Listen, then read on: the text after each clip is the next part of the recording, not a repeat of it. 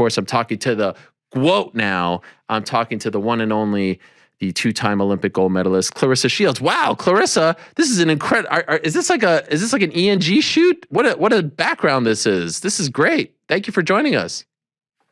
You're welcome. I make any area look beautiful, so it's just me, and then everything else is like extra. But it's beautiful though. I like the clarity. I mean, it's unbelievable. The lighting, the background is a little. I don't know where you are right now, but shout out to the good folks at the PFL for this. I feel like we're actually some kind of a professional show as we're doing this right now. So this is big for me. Shout out to the PFL. Yes. Do you like the PFL? Do they treat you well, Claressa? Yeah, I don't think I would allow anybody to mistreat me anyway. But the PFL treat me very, very well, especially fight week. I have a nice suite hotel getting ready for this fight, and everything has been perfect so far. All right, so then let's talk about your debut. A lot to talk to you about. I'm very excited about this, and thank you for the time. If I asked Coach Wink a couple of weeks ago how he would rate your debut, and he gave you a very favorable rating, which I expected for the most part. He's trying to boost the confidence, but you're a professional, and I'm assuming a perfectionist and hard on yourself. How would you rate your debut? I mean, I would rate it as, if I had to give myself a grade. Yes. C+. C+. Why? C+. I mean, me coming from a background of boxing, coming to MMA, only training 6 months, and actually getting in there with the brown belt on the ground. The majority of time that I was on the ground, I was supposed to get submitted. That was what was supposed to happen. But to be able to stay calm, keep my composure, I give myself extra credit for keeping my composure, and just being able to think through and still go out the third round after losing the first 2 rounds and still having the confidence like, hey, like throw the right hand, sprawl, stay on your feet, and, beat this girl down. And to just have that attitude, my MMA debut, where I was the main event, which I did not want to be, but it was like to deal with all of that and still come out on top, to come into MMA with only one art that I knew and kind of learning on the job with the rest. That's why I give myself a C+. Like, that was a pretty good job, but we definitely went back to the drawing board, and I'm way better than last fight. Why didn't you want to be the main event? I just felt like, we had Anthony Pettis was supposed to fight, and everybody else was in a tournament, narrowing down to the $1 million. And I was like, I don't want to be the main event. I'm only a special showcase. Like, I mean, you're Claressa Shields, for God's sakes. You're one of the best boxers on the planet, regardless of gender. You're a freaking legend. I'm the best boxer, not the best MMA fighter. So what? This is a big deal. Agreed. No, it was a big deal. I just was like, they could have gave me co-main or TV opener. I would have been cool with that. I wouldn't have been mad. And I feel like it added more pressure being the main event. Like, when I'm main event for boxing, I know everybody's showing up to see me, and I got to do my job. But then it's like being a main event for MMA, it's like millions of people are watching. It's on ESPN. I mean, I know what I'm doing, but it's some stuff that I don't know. And I just was like, it was a lot of pressure. I appreciate you saying that, because you have competed on the highest of stages, the Olympics, multiple times, and obviously boxing, and you're doing incredible things. Could you tell me, honestly, like, when it got to the ground, and you are literally a stranger to losing. It is a very foreign concept to you to lose anything, I would imagine. Are you starting to freak out? Are you like, oh my God, is this actually going to go down like this? You're not freaking out at all? No. Nope. Really? I've been to house fires where I had to save my little brother from being on fire. I'm always like a calm cucumber. I'm straight. When I got to the ground, I just was like, all we got to do is, I knew how to defend. I may not know all the fancy stuff, and I may have not even been good at getting up. But when you look at the big picture is to win the fight. She wasn't winning the fight to me on the ground. She wasn't hurting me. I wasn't allowing her to punch me. She wasn't ground and pounding me. I was able to control her from the bottom.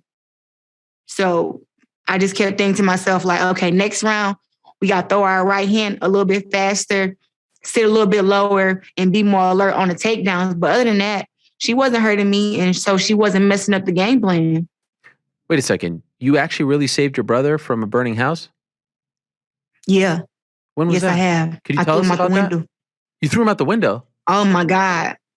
Yes, we were on the second floor. My little brother I was 16. That means he was 13.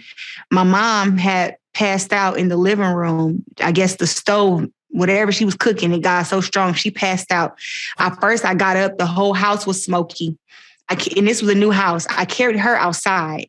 And then when I got outside where I could breathe and I could actually see because it was so smoky, I heard my little brother screaming in the far back room. So I just felt on the walls and coughing and everything. And I got to the back room. My little brother was at the window panicking. Like that's what he was panicking.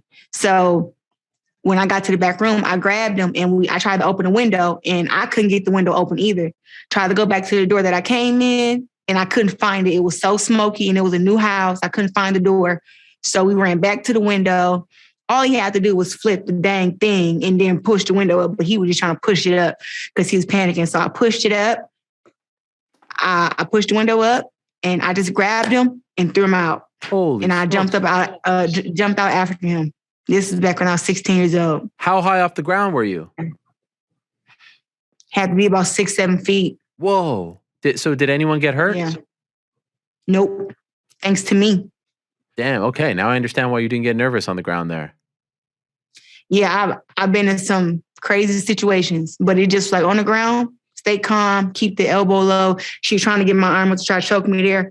Keep the elbow low, trying to ground and pound me, bump her and grab her. I mean, that's some stuff that we had worked over and over again. But it was truly a great experience. And I'm happy I had that experience against Brittany. You enjoyed it? It was fun. I mean, at first, I'm like, I'm going to be so hard on myself watching the film. But I forced myself not to just watch the highlights of me grounding and pounding her. I'm like, watch the whole fight. So I watched the whole fight of me and Brittany Elkin at least 75 times. Wow. And I'm assuming every time you watch, you see other things. And so it actually leads me to a question that I've wanted to ask you for a while since you made this transition, but I've been waiting for the right time to talk to you. And I feel like on this set with this lighting and this backdrop, this is the right time. I mean, I don't want this interview to end. This is incredible. Thank you again for coming so correct like this. Why are you doing this? You have a great career. You're in your prime. You're the best in the game, in the boxing game. Why put yourself in a vulnerable position by going to another sport that you don't have any experience in?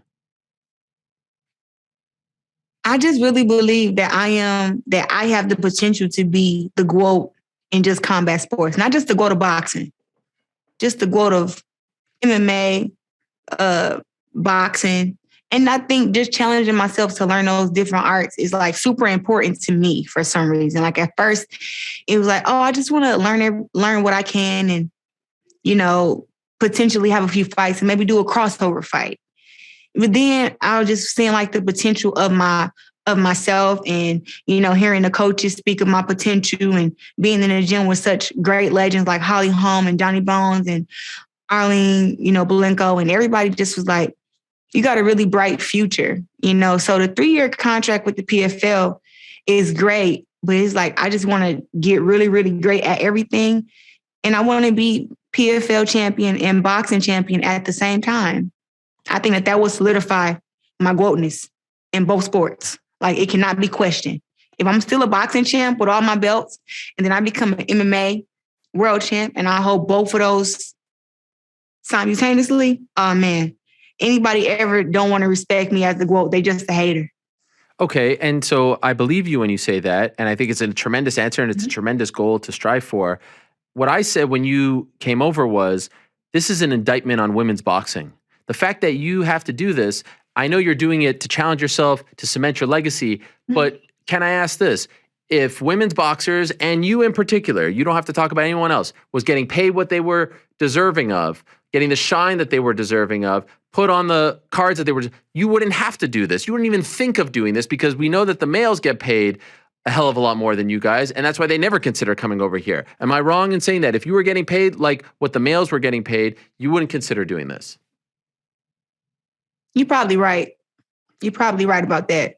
But I know also, too, I didn't think about doing MMA till I heard Amanda Nunes said she had choked the shit out of me. When she said that it lit a different fire in me. Like, I've had girls say stuff about me in boxing, but it was like when Amanda Nunes said it, it was like, not only did she say it, but she could actually do it.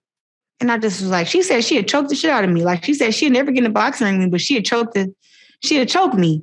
And I just was like, at the point where I am and the stuff that I know, and as tough as I am, I could still get in there with her and she would still be able to choke me. And that didn't make me feel good.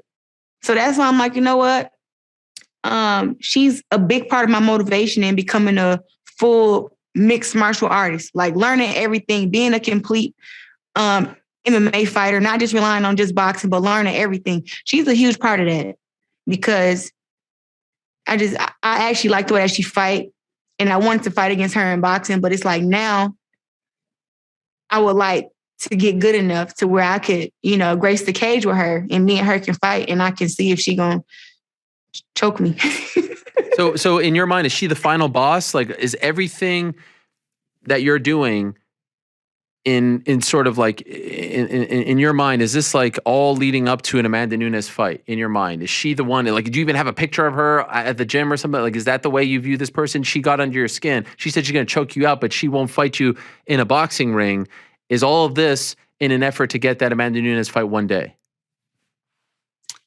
All of this is to become PFL champion. Let's just keep that first.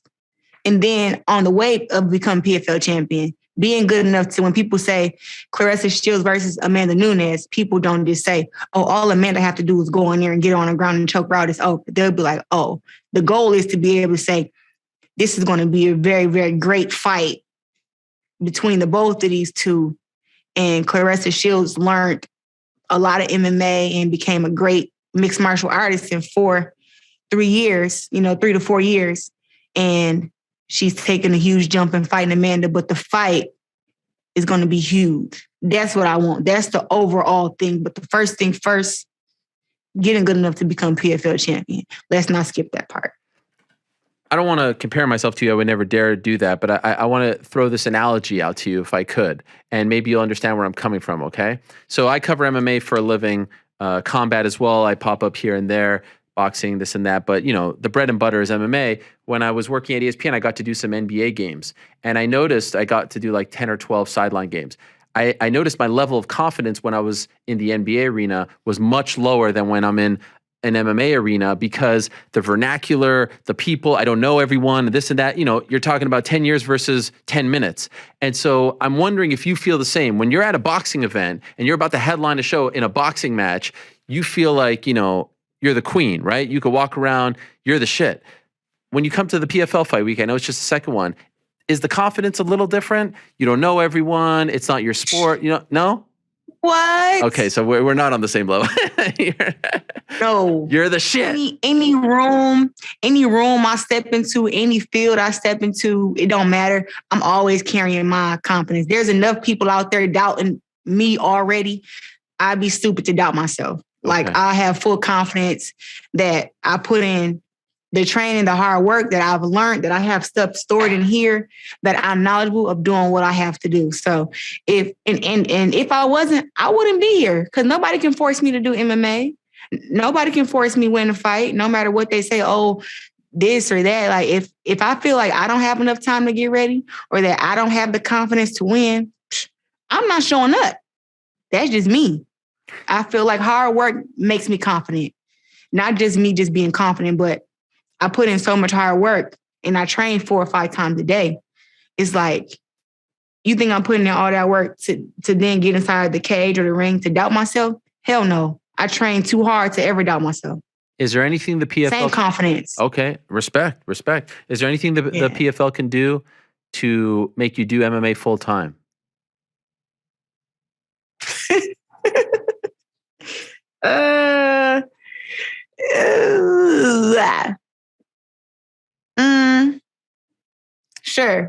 Sure. I mean, more money is always good. I mean, I do boxing. I have a financial goal for myself and I'm already a millionaire, but I'm trying to become like multi-millionaire. And, taking the time away from boxing will take away hundreds of thousands of dollars. I'm not getting paid that kind of money yet in the PFL. Like I'm getting paid a nice check and I'm happy for what I'm getting, for the experience that I have. But still, I own a house. I'm in the real estate. I got a lot of stuff going on to where it requires like money Sure. to keep things afloat. So I can't just give up $350K to kind of for less. It's like if they want me to do it full time, I would do MMA full time if I was getting ready for the PFL season to make $1 million, which would be probably in 2023. Oh, I was just going to ask. I'll put boxing on hold then. Why 23 and not 22? Don't ask questions you don't answer to, Ariel. What? I don't know. Why not 22? Because I've only been doing MMA for 9 months. You're telling me next year they do a 55 tournament? You'll smoke all those girls. Come on, you're Claressa Shields. Yeah, but I want to make sure I can, literally smoke all of them. Like, I got to it's some tough girls in the PFL. And let's not forget your homegirl, Kayla. Well, you think I'm going to go in there off of just not being fully prepared? Okay, well, here's the thing. Yes, I'm an athlete. Yes, I'm Claressa Shields. Yes, I box better. But she didn't have her first MMA fight till she trained for 3 years. I did it in 6 months without having a ground game plan. So it's like I have to get that experience up. And now also she has 3 years, but she's also now fighting for her second PFL championship. Like, she got a lot of experience. So I can probably beat a lot of the girls at 155. But to get the $1 million, you got to beat head honcho. And head honcho was Kayla. So yeah, 2022 is not it. But 2023, I feel, is the golden year to where it'll be a very, very competitive fight. But I'm not going to go in there and put myself at a disadvantage just because I'm the GOAT. Come on now. You know I was smarter than that. Okay, well, she has one fight left. What if she leaves? That's on her. But I'm saying then the door is open, right? Yeah. No, because they got other girls in the PFL too. It's like, I want to make sure that I'm fully ready. I just don't want to underprepare or take any of them lightly.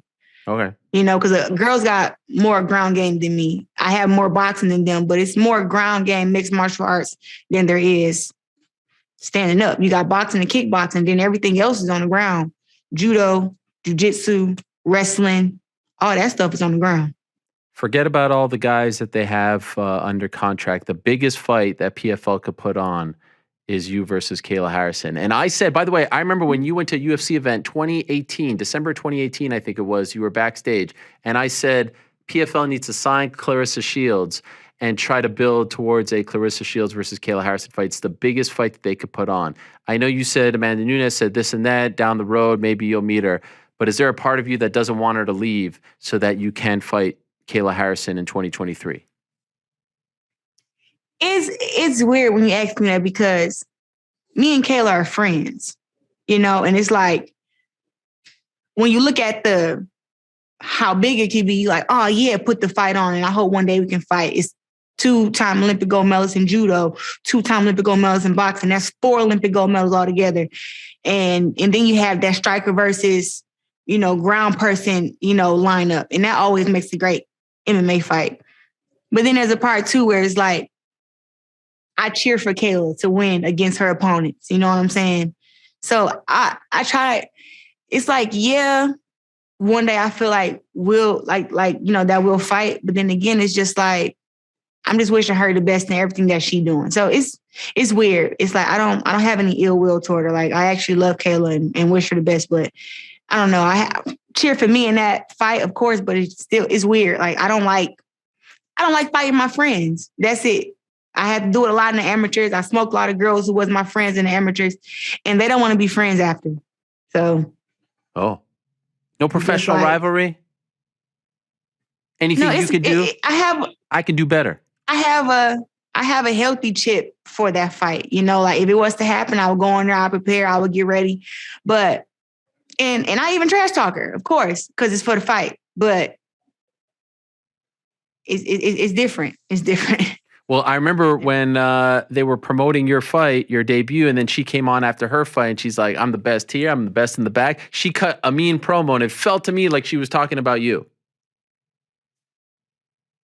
Well, I asked her about that. Oh, you did? I asked her about that. Really? Yeah. On the side? Me and Kayla have each other numbers, so we text, we talk. Okay, what happened? And I asked her, I'm like, yo, was that at me? Like, what's up? Because I ain't trying to have no problem with you right now anyway. And I think that she said she was hyped up for the fight. And she said she just wanted to stake her claim, rightfully so. So she was like, that wasn't the direct shot at you. She said she just felt like she's being disrespected by certain people. And she wanted to let it be known that this is how she feels about herself. That's fair. And who am I to judge that? Because when you feel like you're great, like myself, you don't hold that in. You let it out. And the more you try to hold it in, like, it'll anger you. It'll frustrate you. But when you finally just say, like, listen, I'm the greatest. Like, you can't do nothing with me. It makes you feel good and actually gives you more power. So I applaud Kayla for actually, she realized that about herself. She's claiming it. And she's in the PFL championship. You train out of Jackson Wink in Albuquerque, one of the best gyms in MMA history. A couple of weeks ago, head coach Mike Winklejohn came on the show and broke some massive news that he was not allowing John Jones to come to the gym anymore. How do you feel about that decision? Is that what he said? He did say that, yes. Or that he wasn't allowing him to come back till he got his stuff together? Well, until further notice, yes.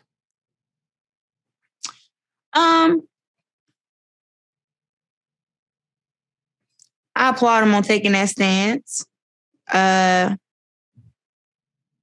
Hopefully Johnny Bones get his stuff together and get everything back straight.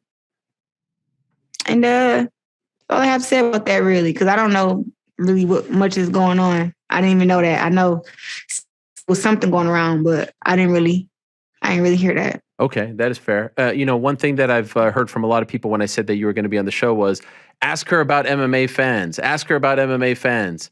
What's your beef with MMA fans? I didn't know about this. Why is everyone asking me to ask you about MMA fans? Beef? Yeah. I don't have no beef with them. I like the MMA fans. Okay, what's the difference between boxing fans and MMA fans, in your opinion? Or maybe nothing. I can say that MMA fans troll more.